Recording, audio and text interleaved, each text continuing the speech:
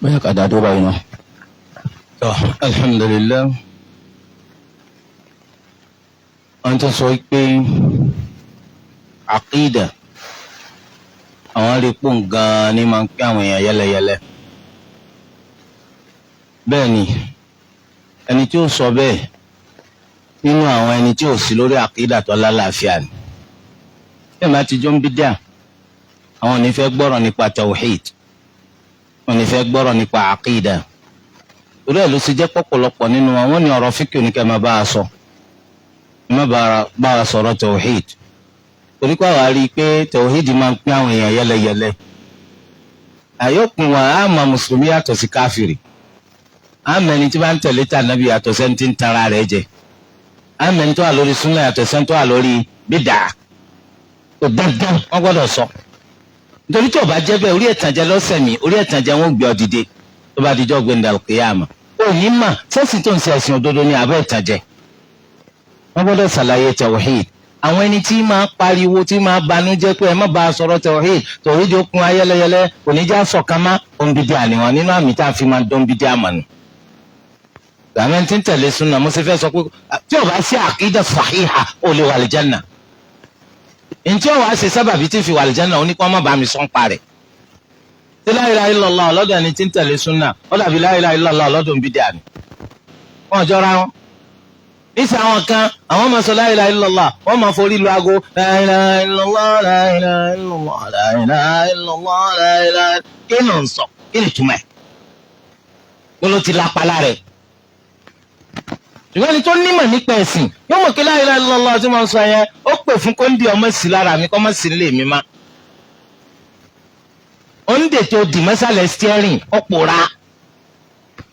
bẹ́ẹ̀ náà ni òrùka abú tó ń gbé ká la ilaha illallah ọ̀tàkù. ìwọ ò sì fẹ́ fi gbogbo nǹkan yìí lẹ̀ bó ló ṣe ní sọ pé ká má sọ̀rọ̀ tawhid mà. òrùka yìí náà ti rá sí rí báyìí. gbàtọ́ yẹ pé nǹkan míì tó yàtọ̀ sẹ́sìn ló ń ṣe ò ní fẹ́ gbọ́rọ̀ nípa ẹ̀sìn òdodo. ó sì ṣe àwọn kèfèrí àkọ́kọ́ náà nù. torí ní tí wọ́n bá wọn sọ ó pè fún kí wọ́n pa ti ń bẹ lọ́wọ́ wọn tì àwọn ò sì fẹ́ pàtì. torí ẹ̀ agbọ́dọ̀ kódà agbọ́dọ̀ ra àwọn tí wọ́n máa bá wa sọ̀rọ̀ àkídà gbogbo gbà tí wọ́n máa bá wa sọ̀rọ̀ tawhid gbogbo gbà tí ó bá sí kò sẹ́sìn. ọdún 13 gbáko Ànábì ṣe ti fi ń ṣàlàyé rẹ̀ fáwọn èèyàn.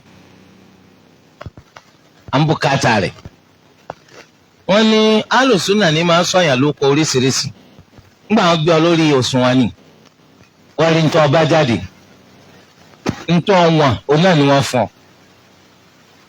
alùsùnà ò sì ní sàdédé pé ọ ní òun bí dé àwọn kìnnìkì ṣe torí kí wọ́n ti yọ kó nu Islam o. ìtumọ̀ rẹ̀ ni kó o ti ṣubú sínú àṣìṣe báyìí tètè túnra rẹ̀ sí kó o padà sínú Sunnah. bẹ́ẹ̀ ni Ash'ariyya Maturidiyya Qadariyya Murji'a Jabariyya alùsùnà kọ́ lọ́sọ̀ ọ́ ló kọ́ ó kọ́ wọn jẹ́nu lọ́ka history. tí wọn náà bá sì ń jọ́kan nu wọn ìwọ náà kò yí padà ní kò dé alùsùnà àmọ́ alùsùnà pọ̀ ló fún wọn ló kọ́ rárá o.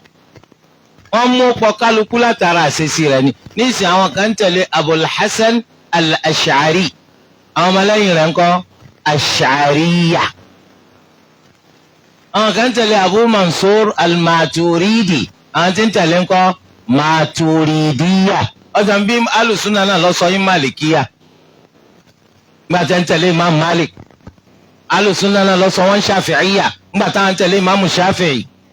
alùsùnà náà lọ sọ wọn ní Hanbaliyya nígbà tí ń tẹ̀lé Ahmad ibn Hanbal. alùsùnà náà lọ sọ wọn ní Hanafiyya nígbà tí ń tẹ̀lé Abu Hanifa. ọ̀bẹ̀rù Ọlọ́run. wọ́n máa ń sọ àwọn èèyàn ló kọ based on ibi tí wọ́n bá fèsì. wọ́n tẹ̀lé fíkìú Malik wọ́n ní Malikiyya ni ọ́. eléyìí tẹ̀lé ti Shafi'i wọ́n ní Shafi'iyya ni. eléyìí tẹ̀lé Hanbaliyya wọ́n ní Hanbaliyya ni. tí Nàìjíríà náà ìgbà tí alùsùnà náà lọ sọ ní Nàìjírí ìgbà tí ọjọ́ máa Nàìjà. táwọn kébi tó fi sí ni.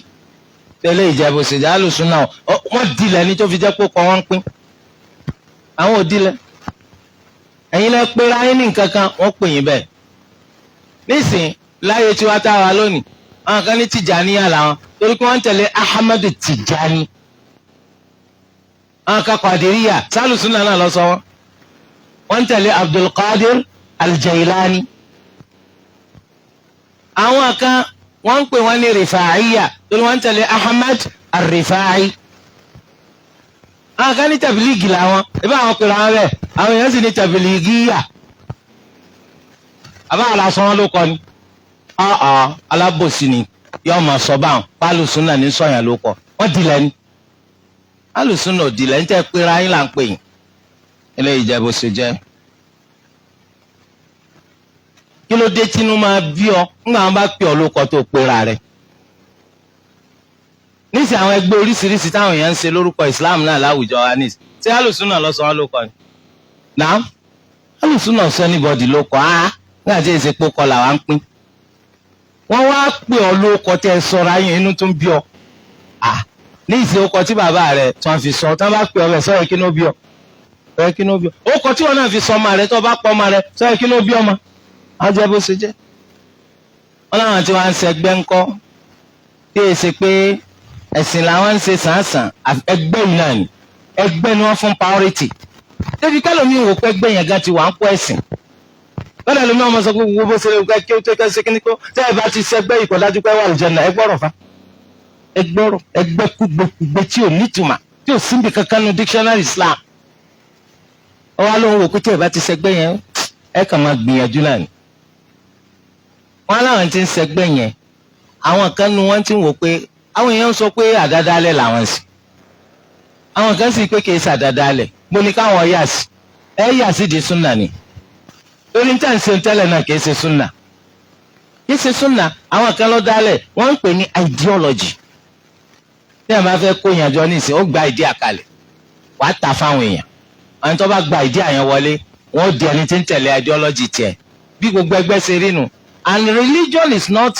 an ideology ntọ́lọ́ ń sọ̀kalẹ̀ tí ń fẹ́ kẹ́ máa tẹ̀lé ni wọ́n ń pè ní religion ok ideology wo la fẹ́ fi ṣe déédéé ẹ̀sìn téèyàn ò ní tẹ́ ideology tó pé nísìn idea àti ẹ tó gbé wá tó rò pé ó superior ọ̀kan náà àwọn ọmọlẹ́yìn rẹ̀ gan ni ó fi hàn pé kí ló já mọ́ ó inferior kọjá sísọ tẹ́tù máa wọ́nà láti lé kónú ẹgbẹ́ tó wọ́n gbà fọ́gẹ̀ ẹ̀ síbẹ̀ là á lé yàn kónú Islam tó ẹ̀sìn lọ́lọ́run fẹ́ ká ṣe kì í ṣẹgbẹ́ ẹ̀yin tẹ́ ẹ ní ẹ̀ ń ṣe iyèméjì májọ ó jẹ́ pé lọ́ọ̀bà kú Sunnah Ànábì sallallahu alaihi wasallam kò sọnù kó tó di pé ojú ọ̀nà aburú kan lọ́ gbà Sunnah Ànábì sì tún bẹ lẹ́yìn ìgbà tó ti mà wípé wọ́n sọ pé tó ń ṣe àdádálẹ̀ náà ni. àní sísá lè pẹ́ nìkan wá pé ẹ̀yin ò ṣe pé dánilẹ́kọ̀ọ́ pé ẹ bá ní sọ̀rọ̀ nípa bó ti ṣe jẹ́ pé súnà lọ́nà báwo ta ni ọmọ sẹ́wọ̀n pé ń tẹ́ pé dánilẹ́kọ̀ọ́ sí ni pé kí ló dé tó fi gbọ́dọ̀ jẹ́ pé súnà la gbọ́dọ̀ dìmú níbàámu pẹ̀lú àgbọ́yé àwọn aṣíwájú wa rere. bàmá nìsín àwọn tí wọ́n wà lórí àánú ni wọ́n bùkátà láti lọ deploy nìkan wá pé ẹ wá bá wa gbé ojú ọ̀nà alárugẹ wọ́n fẹ́ dàrú. nítorí ti dàrú tẹ́lẹ̀ ta ló lè tó sẹ́ni tó lè tó. mọ́ọ̀tì torí pé bóyá ojú ọ̀nà tẹ́ǹtọ̀ yẹn àwọn èèyàn ti máa sọ fún yín pé àánú ni wọ́n sì ń sọ. àmọ́ wọn ò máa la ọkọ rẹ̀ mọ́lẹ̀ kẹ́ fi lè tètè dá mà. ìgbà tí wọ́n rí i pé ẹ pẹ́ ń bẹ̀ kò ní í yé yín náà bẹ̀rẹ̀ sí fọ́kọ rẹ̀ ta pé tẹ́ǹsì báyìí àánú ni. kí ló burú mbẹ̀? torí ká lè bá a máa nání. àwa ń fẹ́ yín kẹ́ ẹ jẹ́ pé ń tẹ̀lé tà nábì ni ẹ tẹ̀lé ideology ẹnìkan. ṣé bí ẹ fẹ́ wà lìjánná ni? wọ́n tó fẹ́ wà lìjánná ojú ọ̀nà ni. wọn náà wàá tọ̀ wọ́n làwọn ṣe gbogbo wa lólóríire. òun ní obìnrin méjì tó ń fẹ́ bóòlù òun ṣe ṣẹ̀ṣẹ̀ ọ̀kan nínú wa bóòlù ṣe ní méjì tó fẹ́ Islam ọgbà ọmọ wáyà o méjì àti táyì rárá o torí pé ó dá wàhálà lẹ̀ báwọn obìnrin ṣe wà ní pé ẹni tí bá ti ń kọnú sí wọn kó ń fẹ́ wọn àwọn rò pé serious wọ́n máa gbà fún àwọn náà máa dunnú pé àwọn ti rọ́pò wọn á mọ̀ pé wọ́n fẹ́ select ẹnìkan náà àwọn méjì ni àtòbìnrin náà bá wa náà dán wàá bínú ó ti máa fi hàn kó ń gba tiwa lẹ́yìn ọ̀rẹ́yìn kọjá pẹ́lú mìíràn tó ń bá a sọ̀rọ̀ ẹnìkan tó ń ṣe nǹkan burúkú ni o ó ti pọkàn rẹ̀ pọ̀ lórí ẹnìkan tó ń fẹ́ at a time iná lọ́ọ́ máa bá lọ tọ́lọ́ máa ní kó rí fẹ́ tó o bá rí fẹ́ wẹ́lòmíì lọ àmọ́ at a time méjì mẹ́ta àánú aburú ṣẹlẹ̀ wọ́n bá padà hàn sọ́mọbìnrin yẹn pọ̀ fẹ́ ọmọ ẹlòmíì lọ fẹ́ ó sì ń wá àwọn papọ̀ lákòókò kan náà ni sọ́mọ kí tó bá ṣépè fún ọ ó ti ṣàbòsí sí ọ̀dà ìwọ náà bá sì bímọ obìnrin tí wọ́n bá bá àwọn ọmọ rẹ obìnrin náà dárú ẹ̀wò bẹ́ẹ̀ inú rẹ̀ ò ní dùn níta àbá ti fẹ́ kún ṣe sí wa àgbọ̀dọ̀ ṣe sọ́mọ làkejì wa à ń bọ̀sibọ̀si pa àwọn akọ lẹ́kọ̀ọ́ bó ṣe mú kan náà àwọn méjèèjì ọlọ́run má jẹ́ tó náà kọ́ wa ká ṣèbàjẹ́ lónìí kò gbọ́dọ̀ dọ́là pàkàtì báwọn kò focus lórí ẹyọ kan eléyìí jẹ́ bó ṣe bẹ́ẹ̀ tó láti mọ̀ kó tó bẹ́ẹ̀ tó lè fẹ́ àwọn méjì at a time ẹyọ kan gan ó gbìyànjú ni ẹni tí ò níbi tí ó fobin sí wọn á lọ fẹ́ àwọn méjì at a time tí àwọn kọ́lọ́ máa fẹ́ àwọn tó fi sílé bàbá rẹ̀ jẹ́ bó ṣe jẹ́. wọ́n ní al-istikhara ìgbà wo ló dáa fún ìgbà tó bá ti gbèrò pọ̀ fẹ́ ṣe nǹkan kan ni iná ló ṣe istikhara tó amadu àyẹn ó ṣe ń bi tashahhud rẹ̀ kó tó sálámà ni. wọ́n ní sáà lè bẹ̀yàn báyàn sí rárá o kò sí tó ṣe ń họ ẹ̀yìn tí ń hún yàn bí ìkànnì èèyàn ìkànnà rẹ̀ ló fi họ ẹ̀yìn rẹ̀ torí tí wọ́n bá sílẹ̀kùn ẹlòmíì lè máa bọ́ ọ sí wọ́n máa bọ́ ọ sí ìyẹ̀wò náà máa bá bí ọ ó lẹ́nìkan lọ́bọ̀ ṣe al-istikhara àwọn tí ń bá wọn ṣe ìyàwó àwọn ti kọ́gbọ́n bẹ́ẹ̀ tó bá bá wọn tẹ̀yàn ní tó bá tẹ̀ kí ni àyè bá wọn tẹ̀yàn kan bá bí ọ pé bó ló ṣe jẹ́ bẹ́ẹ̀ wọ́n sọ pé ẹnìkan lọ́bọ̀ ṣe istikhara rárá wọn ìbáyàn ṣe wọ́n ní kó ṣe fúnra ẹ̀ ebi ìpáyàn kan báyàn jẹun. eléyìí jẹ́ bó ṣe jẹ́ subhanakallahumma wa bihamdik ashhadu an la ilaha illa ant astaghfiruka wa atubu ilayk. adúgbò fún àwọn ṣéèkì wa kí Allah subhanahu wa ta'ala mọ́sàlá wa sanwó ní ẹ̀sùn olóore. ẹ dákun ẹjẹ́ fi ara balẹ̀ àwọn tíra yẹn òun ní bíbá yìí kéṣe gbogbo wa lálọ́ sí ilé kéwú àdèmọ́ ní bùkátà láti gbọ́ àgbóyè ẹ̀sìn wa nípa ọ̀rọ̀ àkídà wa àbí nǹkan míì náà so and then àwọn tí a bá nídìí à ń bi ìlera wa ń bíbá yìí a ní lecture ní on 16 nínú Ramadan on 7 sorry nínú Ramadan. Sheikh Komarudin Abdulaziz látàkúrẹ́ àwọn nọ́mbà abáwa sọ̀rọ̀ náà bákan náà a tún ní on 16 Sheikh Komarudin Yunus akúrẹ́dẹ́ àwọn nọ́mbà abáwa sọ ọ̀rọ̀ náà bákan náà a tún ní on 21 Sheikh Abdulaziz Bello àwọn nọ́mbà abáwa sọ̀rọ̀ náà bákan náà ní ìgbẹ̀yìn a ní on 23rd 23 of April àṣekèwà Abu Saleh Al-Barbahari àwọn nọ́mbà àbá sọ̀rọ̀ náà gbogbo 3rd of April 23 of April wọ́n ní 3rd of April àṣekèwà wọ́n wà ní Èkó ní Lagos Island ní upper campus kí àwọn tí a bá fẹ́ pàdé wọn kí a pàdé wọn bẹ̀ kí ọlọ́wọ́ bá Allah subhanahu wa ta'ala mọ́sàbá wa san wọ́n ní ẹ̀sùn olóore wọ́n padà sí Ògbómọ̀ṣọ́ báyìí kí Allah subhanahu wa ta'ala mọ́sàbá wa fi ìṣọ́ ẹ̀ṣọ́ wọn kí Allah mọ́sàbá wa dáàbò bò wọ́n ọlọ́mọdé wọn rìn náà sí ọlọ́ àjẹ́ kan ṣoṣo ọlọ́run àti agbára ọlọ́run ọba ara gbogbo àwa tí a wá sí ìjòkó lónìí náà gbogbo àwa tí a pàdé ní bíbá ilé ní náà àti padà sí ilé wa láyọ̀ àtàláfíà ọ̀nìkọ́nà mọ́sàjọ́ já sí ọlọ́ àjẹ́ kan ṣoṣo ọlọ́run àti agbára ọlọ́run ọba ara kí a má gbàgbé àwọn déètì ẹ kí a ṣèfẹ́ tí a bá dẹ̀ níbi àǹbìlì wà ń bí báyìí fún ọjọ́ kọ̀ọ̀kan ní àwọn yẹn ó ti máa bọ́ sínú Ramadan ẹjọ́ ẹgbẹ́ má gbàgbé àwọn tírà tí àwọn ṣéèkì wá ṣe wọ́n ti tú sí èdè Yorùbá láti jẹ́ ìrọ̀rùn fún gbogbo wa